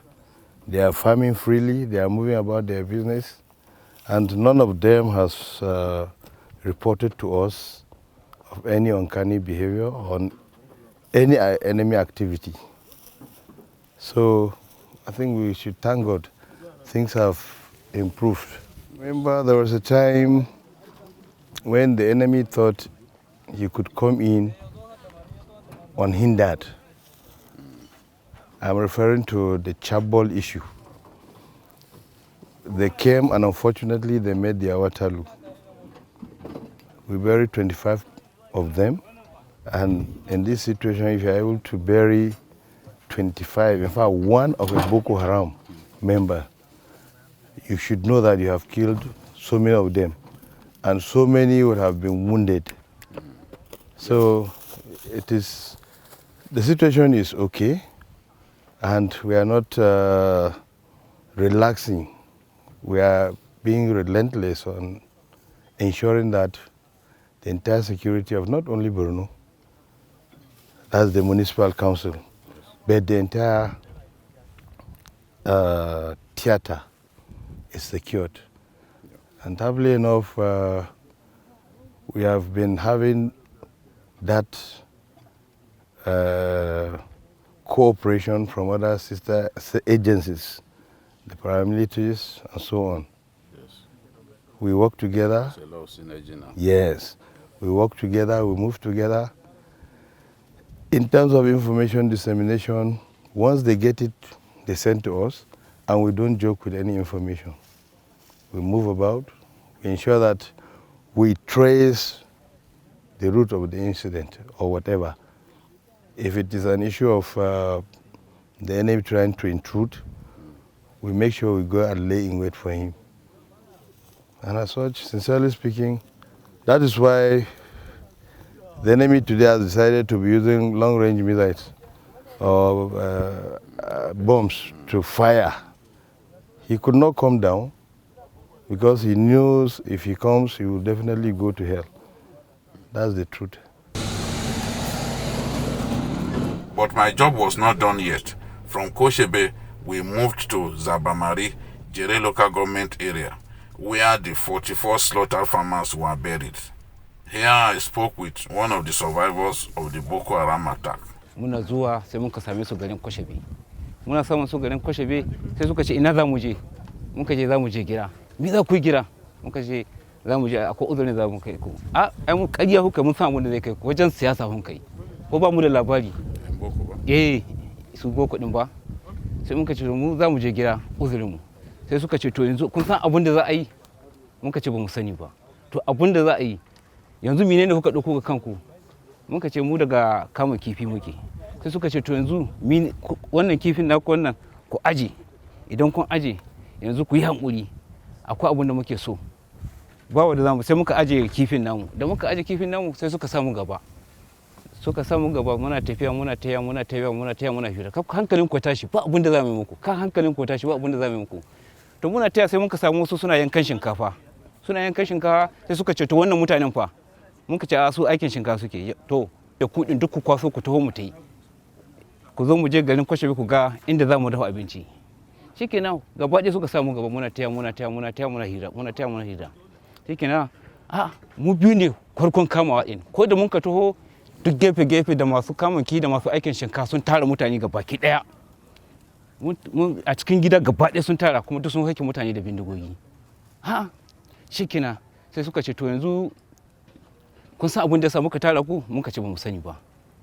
To kafin ku yanzu ya za a yi kuna garin Zaurmari ku ce ba ku san abin da ya faru ba? Muka ce ba mu sani ba. Suka ce ba ku sani ba? To shikenan. Kafin mu muku tambaya ɗaya bayan ɗaya bari mu faɗa muku abin da ya faru. Kuna da labarin da 'yan gora da sojoji sun je garin Karkus sun je sun yaƙe mu har sun ɗauki mashin namu ɗaya sun taɓa mu da mutane? Kuna da labari? Kowa sai ya shiru. Kuna da labari? Kowa sai ya shiru. Shikenan sai suka ce to za mu yi muku tambaya ɗaya bayan ɗaya.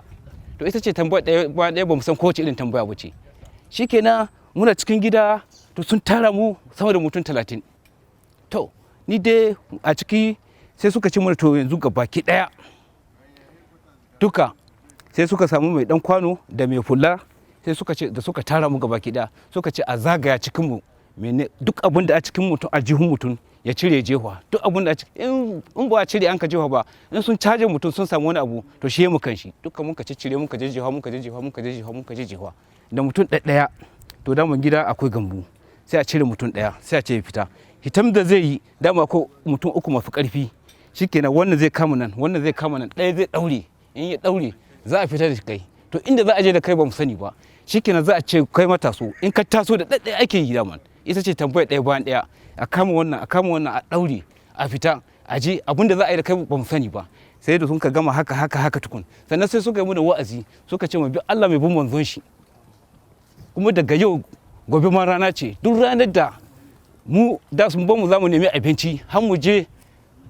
ya kasance mu je mu ga mu sojoji da yan gora har su zo su yaƙe su to nan gaba ba jeji wannan ko masu noma ko masu kaya kifi nan gaba wanda za mu bari shiga jeji nan tunda har za ku je ku ga mu yan gora da soja su zo su yaƙe mu shikenan sai suka ce to yanzu abin da ya rage ga su abin da ya rage to kar ku ce mun baku Allah ne ya kwace ku gobe ma rana ce da haka ku tai da hankali in kun je ku kai labari abin da ya faru za su kai kusan mutum go tsakanin 9 da 10 gaskiya lokacin hankali na ba daidai ba amma wanda sun je makabarta sun ga abin da an kashe amma ban iya gane cewa ga mutum ko nawa an kashe gaskiya don lokacin da an kai wannan abun ne hankali na ba daidai ba wanda zan iya gane mutum 1 2 3 abin da an kashe ba zan iya gane ba. I also had a chat with Bulama Dan Baba, leader of traditional rulers in Zabamari. He said though there is improvement in security, the enemy still comes around. Mun samu labarin Boko Haram sun zo sun tara su wuri daya sun tafi wani kangon gari wanda ba kowa ciki suka tara su suka ci gaba da yankansu suka ci gaba da yankawa suka ci gaba da yankawa ba wanda ya sani babu karan bindiga babu wani abu da suke ji sama da mutum 44 an samu sauki da yake suna wucewa ba sa yi makowa komai ba sa ce makowa komai sai su wuce su Boko Haram sai su wuce suna wuce a wurin har yanzu sai su wuce amma ko sun ga mutane ba za su yi musu komai su kyali su wuce wani su yi haka wasu su yi haka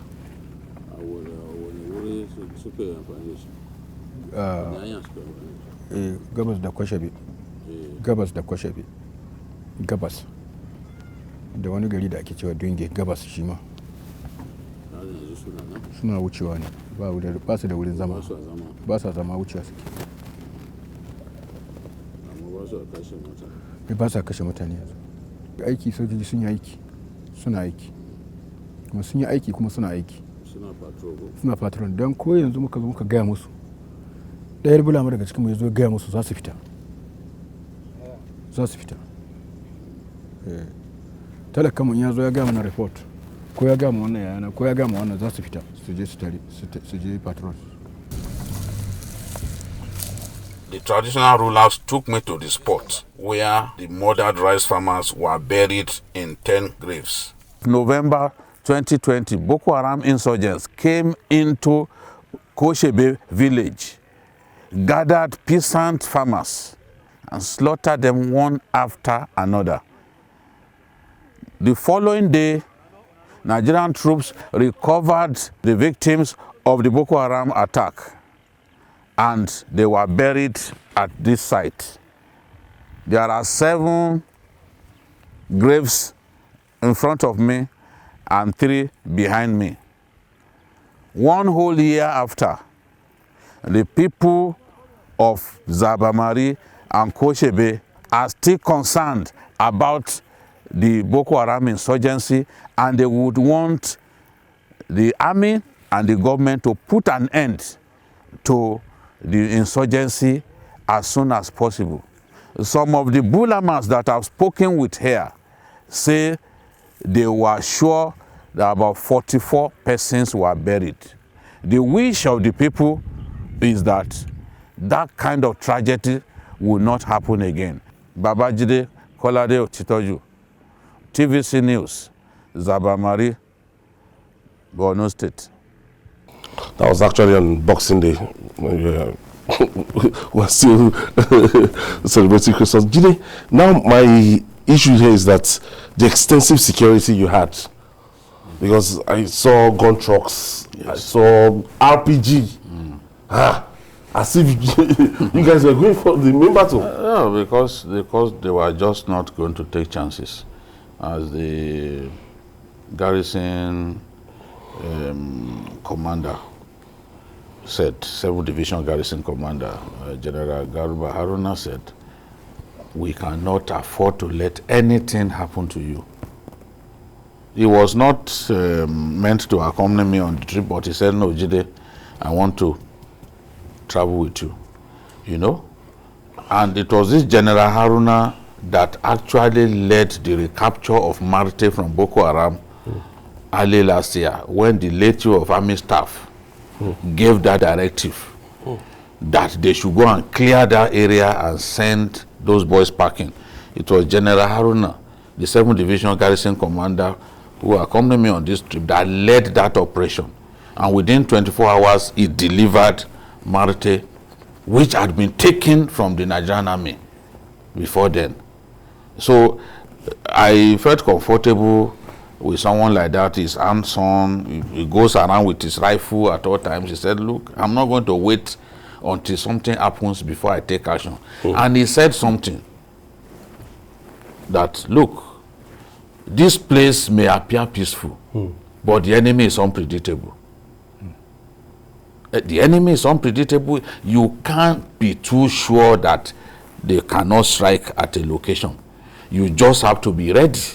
So even while we were doing the work, you will see that he will tell his guys to spread around us and be ready, because we could come under attack anytime. You know, in this kind of warfare, you must respect the enemy. It is the soldier who has not been properly trained that will not respect an enemy.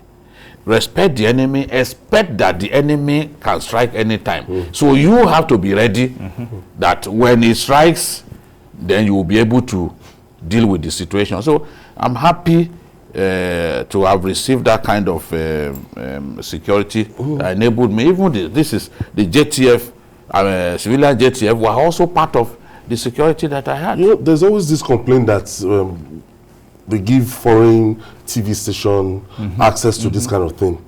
Thank God that we've been able to build a brand to this level that our own Babajide Otoju can penetrate any of these areas. And we can't just sit down in the studio and start talking about the war front. Yes, he has been there. He knows what he's talking about. Of course, but very soon we'll begin to call him a war correspondent. You know, you know, I'm excited. I'm happy that at least BKO has been able to go there. This is not his first time. No, you know, so he's giving us the information, first-hand information.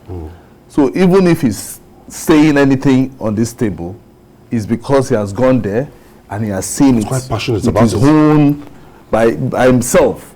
So he has every fact that he can always present, you know, and we are excited that it's coming from TVC. So when we are saying something about the war and he is saying something about the war, what is happening there, he knows because he has gone there.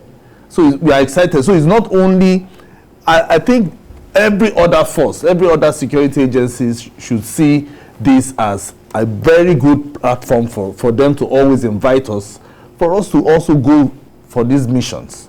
It is not only the saying that, oh, it is only the CNN, the BBCs that can do this. No, we can also do it. We want to also be there to see, so that we'll tell our own story. You can see how that guy was open to tell BK his own story, his own experience, and all the farmers. You can see how they were open, they were excited to say what they actually saw, and that is what we want to do. You know, when you write at times, you know, on social media, a lot of people misconstrol, or when we talk on the program, they misconstrol it as if exactly. we don't, exactly, like, you know, the soldiers and everything. Now, they need to see how soldiers receive me here. I just laugh at people who sit on Facebook and write absolute rubbish. They need to see how I was received. It will be uncharitable to play some of the comments of soldiers. Soldiers are extremely excited about this program. There's no program in Nigeria that soldiers watch like journalists Hangout. And they said it with their own mouths. They knew they were being recorded and they were saying it. But it's now my decision whether to go and be, what do I want to gain by playing that? Exactly. You know? So the people who think that we hate the army, that's not what the army feels. If the army feels that this person does not like us, will they be risking their lives? Because this will be hostile to you. I was the one who said I wanted to do this story. And they said, okay, we'll accompany you to the place. You understand? So if it was an enemy, would they do that? Those who went into that building where they were slaughtered, it was a risk that the soldiers were taking. And I was not going to be allowed to go right inside. Because you never can tell. Somebody could be hiding there with a gun. They said, no, let our men go inside. These are the risks that soldiers take on behalf of the rest of us. So who is that person in his right senses who will hate the army? So when they post all these people, attention seekers on social media who say, oh, Jide does not like the army, I just laugh at them. An army that since 2016, there has not been any year that I didn't go to see them. Let me, the second chunk of my question is, part of my question is, are we winning the war? And did you see any improvement? What I can say is that the signs that I saw are very good.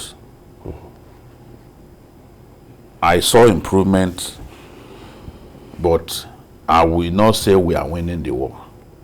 You understand? Things can change suddenly within this kind of environment.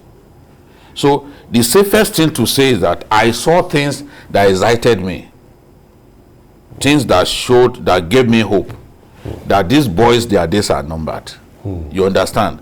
Maybe if the boys from the Albanawi faction were surrendering, I would have been more hopeful. You understand? Because clearly the people, now more than 24,000 have surrendered, but they are Sheikh House people. We all know that the Albanawi faction is the faction that is deadlier, that has more firepower. You understand? Name these numbers, 24,000. Yes, they've come out, they've said they're not fighting. Yes, including their wives and women and children, you know, of course. You know, so then with the weapons, there's a separate story on what we are doing, what the president has done to make this army stronger. That's a separate story. When you see that, even you will be convinced that this war will end very soon. But you see, because if you have the capacity, you have all those weapons, they will give you an advantage over the enemy. So are you saying this government, they've done enough that you can see on ground? In terms of weapons, because we are always complaining about this. The president has acquired, bought weapons for the army. You will see it. I will show videos. I don't want to just... No, for years, for months, you always see... Yes, I don't have the weapon. We don't have... There was an award that I was given, and inside the National War College, I stood there, and I said, Mr. President, buy weapons for the army. The generals in attendance were very angry with me. But I said it. I said, look, game-changing weapons cause emergency weapons procurement to happen. Our soldier, military needs it. Those are the things that soldiers hear that I say about their welfare, that they like me. So people sit on Facebook and because Jide posted the negative story, what they think is negative will not say, Jide hate the army. No, that's nothing like hatred. There is improvement. And that's the essence of talking to people on ground. Exactly. I talk to the farmers. They've extended their fields. Their rice fields, they've extended. The boy said it that in the past you cannot walk near that mango plantation. It wasn't me saying it. The essence of going to that location is to hear from the people. Is there improvement? They said yes. Even you, can you see improvement? I see improvement in terms of the weapons that we now have. I see improvement in terms of the weapons that we are now repairing. We are reviving, like the T-72 tanks. So those are the things. But to ask me a straight question, are we winning? I will say we are improving. I will not say we are winning. We are winning. No, that's not true. That I will be extremely. I will be too. How do I describe it? To say that I just want to watch things go on. The way it is, their days are numbered, and I expect that in the year 2022. This whole nonsense should come to an end. And I believe that the morale of our soldiers now is very high because they have weapons. They deliver weapons to them. So if things continue this way and we continue to make this progress, we'll soon win the war. I'm quite excited that if these people, they have the game changer, if they have the weapons, and there was a time, we had a long time, the process of procuring these weapons and everything, it takes time. Now that we have them and we are seeing a kind of improvement in the Northeast. Yes, exactly. Just like you said, you remember the Tucano, how we waited for all the processes, 4 years. America, UN, blah, blah, blah, blah. 4 years. So many, and that 4 years, if they tell you the number of people that have gone because of this war, and both in the federal government side as well as the people, you will know that we've wasted so much time. But now that we now have the equipment, we have the weapons, we just want to give our soldiers time. And just like BKO said, everybody will be happy if this war ends this year, you know, so that people can go back to their normal lives. Concentrate on development. Because start developing so that the people, you know, some people used to tell me that, oh, I know of my friends who went to Maiduguri, you know, then from here they go there to school. Yes, of course. You know, I want a situation whereby things like that will still happen. People going there to school and coming back and telling us good stories, because nobody wants to go to a state that is not safe. Yeah. You know, and that is really what we need to see. And this year is, I want to believe this year is a year whereby this war will end, whereby we'll now say Nigeria is not bogged down by insurgency. We'll be looking at how those states that we are bogged down by insurgency are developing. You will now want to say, okay, I want to go to Maiduguri, I want to drive to Maiduguri, I want to drive to Yobe. You know, the governor and told all me those something. things are not, we are not afraid. The governor told me something. He said, we have tremendous yield this year. That's to tell you that the farmers were able to plant more this year. So hearing from the governor, who in the past had criticized the army, you know, that should tell you that there is improvement. We have to acknowledge that improvement, because people are sacrificing their lives to make that improvement happen. Killings will still happen. Setbacks will happen.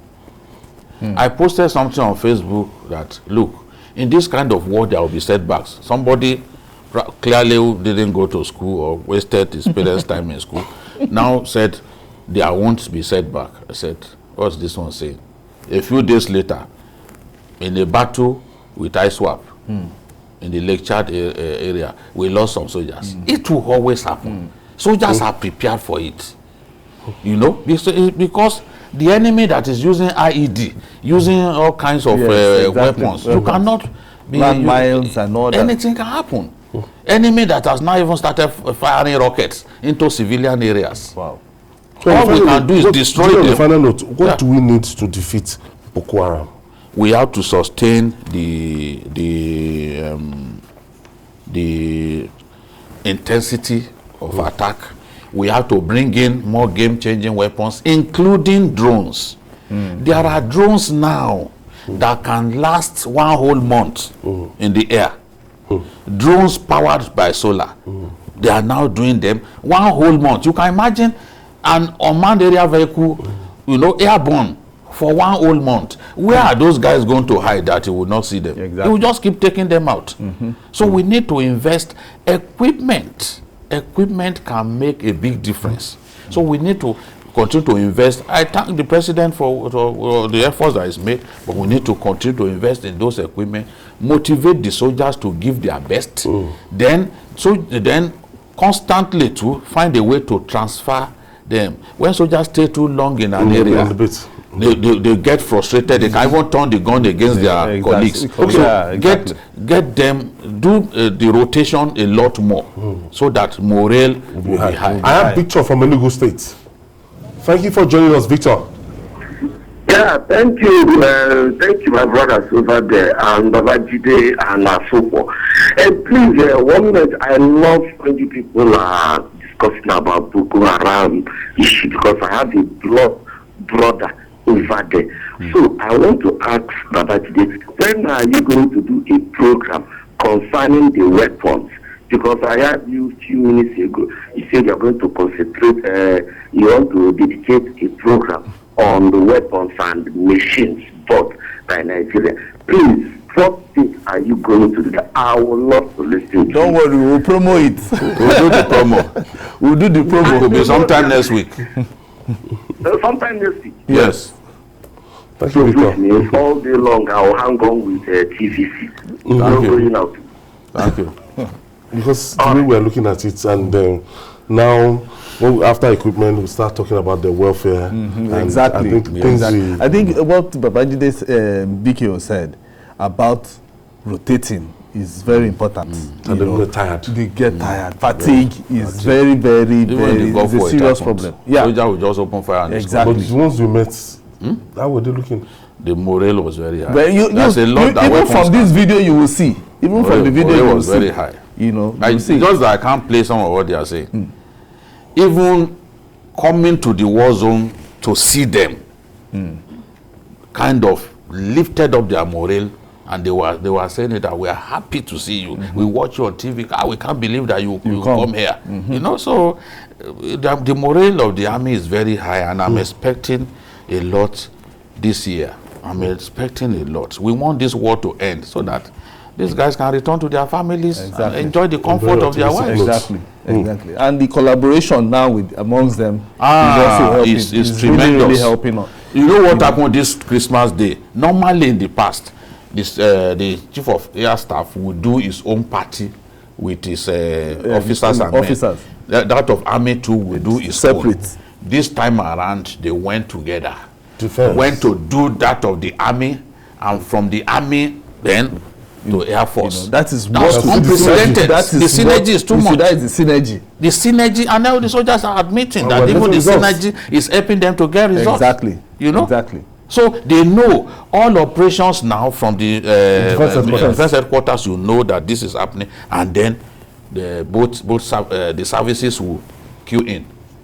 So they know that they have to protect the ground troops. They are going somewhere. So it's not a question of you are just bombing here. There's no coordination. No coordination. The place where you are bombing ground troops are now aware. Exactly. So we are seeing improvement in those areas, and it's good.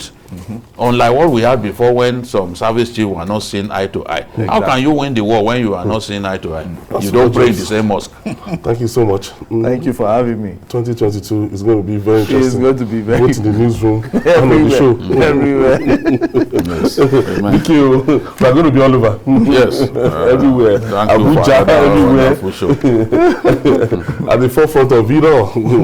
And we want to thank you for your sacrifice, especially in the Northeast. Exactly. So people were with their family this Christmas.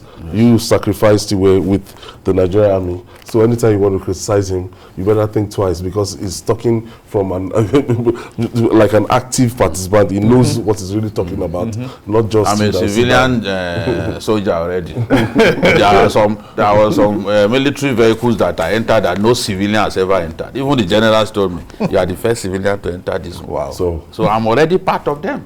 All that is left is for them to give me a rifle. that's the edge. And a title too. Yes.